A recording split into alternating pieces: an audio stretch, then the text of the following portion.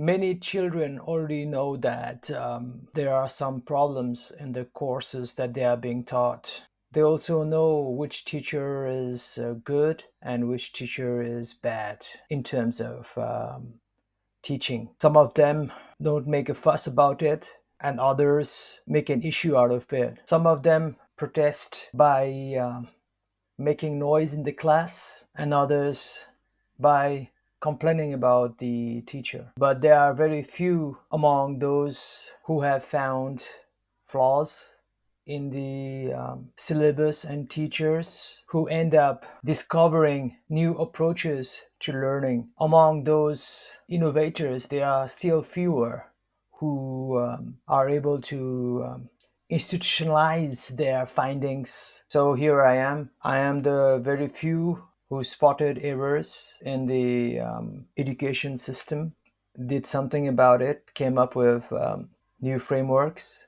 But it is for time to tell whether my discoveries will be lost with me after I die and my computer will be put in the trash bin by my descendants, or those models that have come up will become the foundation for a new educational system. But before we talk about the new syllabus and teaching methods, I would like to talk about the current syllabus and pedagogies. It's not that bad, but it's making less and less sense over the years. I'm not basing that based on the aggregate results from the board of examination. No, my observation of this degradation is based on the counseling sessions and the motivation classes that I'm conducting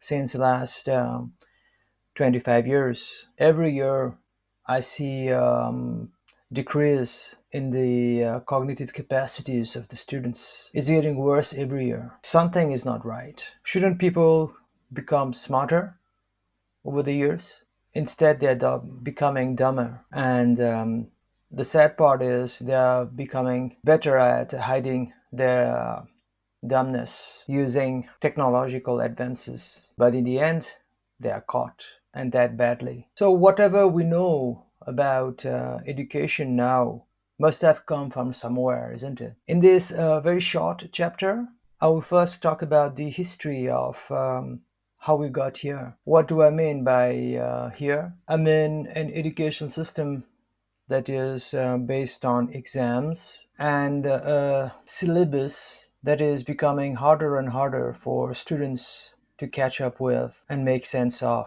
Then, by here, I mean teachers who think that they are so good at teaching that they don't want to learn about new teaching methods and do not care to listen to the feedback of the students, and have never imagined the possibility of being coached in the teaching process, like football player or cricket player would be coached. By here, I mean a system whereby when somebody gets a master's degree in a subject, they think that they have really mastered a subject, but they don't have the capacity to explain in a way that students understand. By here, I mean a system that has taken the joy out of the process of learning. By here, I mean a situation whereby staying in class has become so boring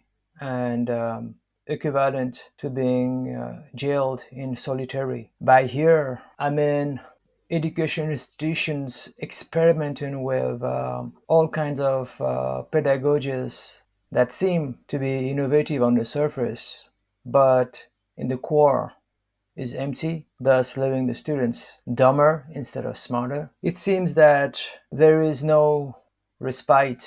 We are doomed if we follow the system, and we are doomed if we break away from the system. By here, I mean the commercialization of education, whereby innovation means quick fixes, observable differences, flashy styles, expensive infrastructure, hi fi, activities, yet with no core substance and effect on the cognitive ability of the students and their intelligence. So let's see how we got here. For those of you who are watching the video book, you should take a look at the Excel table that will be scroll up and down as I voice type this book. And for those who are reading the ebook or physical book version, just take a look at the table below, and you'd have to match the row with my words. The most popular theory about our current syllabus and educational system and its origin is that it started around the 1800s. So there was this person called Herbert, and he started putting children in the classroom and teaching them pretty much the way we do today.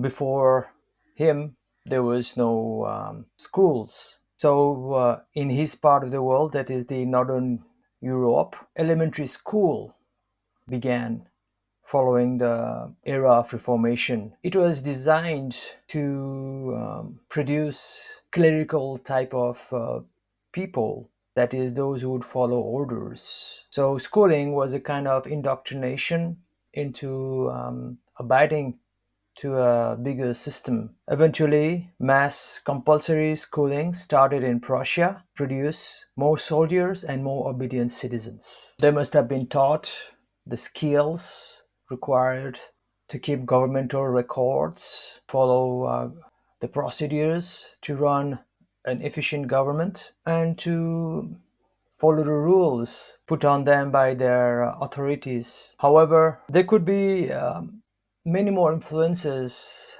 to our current education system. For example, as far as our record are available from archaeology, it seems that formal schooling was developed in Egypt's Middle Kingdom under the direction of Keti, a treasurer to Mentuhotep II in around 2000 BC. Around the same time, Vedic and Buddhist education system in the form of ashrams began in India and the Indian Peninsula. Again, around the 2000 BC period, schools began to spring up in China during the Xia dynasty.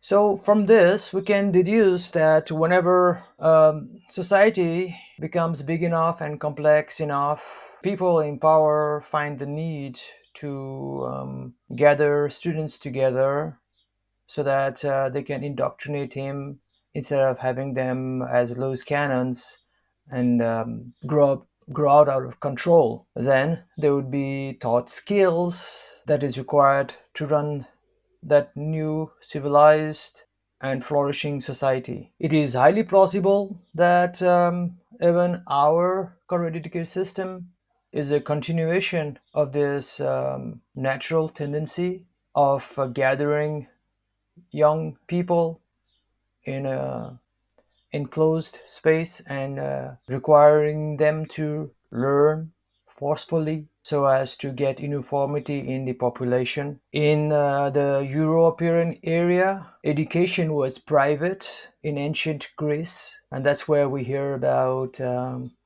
Socrates, Aristotle, Plato, and so on. Their skills of debating have been carried forward, as well as their mental frameworks and cognitive styles. Still, in the 4th century BC, the first schools have emerged in ancient Rome. From this, you can see that there's a tendency for schools to become more and more like we know of today. Then, in the early Middle Ages in Europe, it was the turn for the religious sectors to start the education and literacy programs in the form of schools. Again, it's quite obvious that the clergy would need to school and indoctrinate the new population to adhere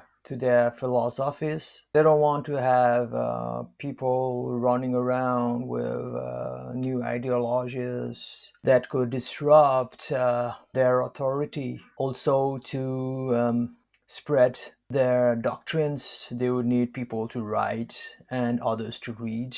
So these were the skills that were imparted in those periods. In the earlier days, there was not much of an economy. Instead, religion was at the core of society. This explains that in the 600s, the Muslims started also schooling in Medina, which is now a city in Saudi Arabia. Their schooling at first was in the mosque, and then they become separate later on. Again, we can imagine how they looked like and why they were created in the first place, which would be in line with what we discussed earlier, that is, the indoctrination and making an uniformity around the population, then preventing oddballs and disruptors. The education system till then would lack the gradual grade system that we currently have, and their degrees, examinations, and so on, until the high Middle Ages. This is when the modern system of education began in Europe. Again, they were mainly for the clergy and for religious purpose. As I mentioned earlier, during those times, there was practically no economy, and religion was the engine of society. Later on, in the 12th century, many of the earlier universities, such as the University of Paris, were founded. This was again done by the Christians. By then already, the education system started to resemble very much like ours currently. This evolution of education system seems to be a natural process in terms of civilization, because in the 13th century onwards, many more universities began to spring up, like the University of Bologna, University of Naples in Italy. Many of them are still operating. Then in the 1860s, reform happened in the opposite side of the globe, that is in the East, especially Japan. They had some form of schooling, but they radically modernized their education system and copied the Western style of public education. So societies have been learning from one another and copying what they thought would make a stable government and prevent rebels and barbarians and too much diversity in values and ideologies. At the same time, having the pool of necessary skills to run a country. So by now, the education system that started in the West was spreading around the world. In the early 19th century, in 1897, the Imperial Russia set out to increase the literacy rate of its population, reaching the 28% mark. So it seems that around that time, the race for educating one's population began. In Russia, consequently, the logical expansion became a strong network of universities for the upper class. As for those who were not the bourgeoisie or the aristocrats, well, it must have been farming, livestock herding, and manual works that would act as schools. In the same race for literacy, in 1919, Vladimir Lenin proclaimed a measure aim of the Soviet government to abolish illiteracy. The race was on, so a universal system began for compulsory education, and millions of illiterate adults were enrolled in literacy school. In this way, not only the upper class were educated, but everyone. So in this way, our current education system has its origin in various parts of the world and various times. It's hard to pinpoint which is the exact source, but what we can analyze from the history presented in that above table is that schooling seems to be a very logical outgrowth of civilization.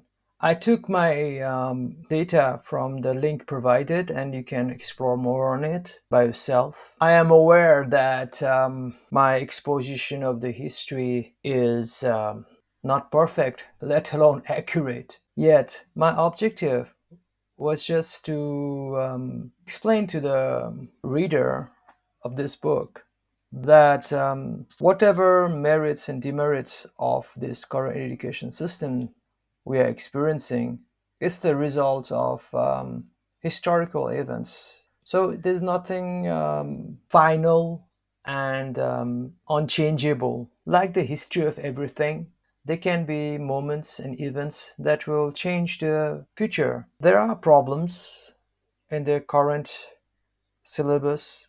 As I mentioned earlier on, history proved us that the tendency of any civilization is towards creating schools, systems, courses, evaluation processes, a grading system, universities. Yet all this happened to fulfill the objectives of that era. At the beginning, it was religious objectives. Later on, it became economic objectives. In between, it was political objectives, and still in some places. But now, the objective of education has to change because the world has changed.